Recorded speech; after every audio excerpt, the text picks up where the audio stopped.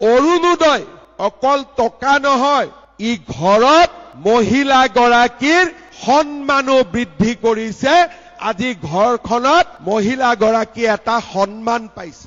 সেইকাৰণে অৰুণোদয় আমি দান আৰু অনুদান বুলি নকওঁ, আমি অৰুণোদয় মহিলাৰ সন্মান আঁচনি বুলি কওঁ। কাৰণ ঘৰখনত মহিলাৰ সন্মান বাঢ়িছে আৰু ঘৰত যেতিয়া মহিলাৰ সন্মান থাকে, ঘৰুৱা কাজিয়া পেচাল কমি যায়, ল'ৰা ছোৱালী শিক্ষিত হয়, সমাজখন আগবাঢ়ি যায়।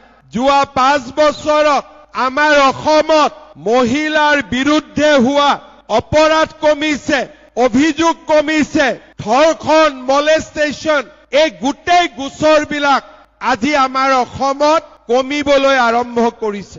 কিহৰ কাৰণে? সকলোৱে দেখা পাইছে যে এইখন চৰকাৰে মহিলাক মাতৃ বুলি সন্মান কৰে, ঘৰৰ লক্ষ্মী বুলি সন্মান কৰে।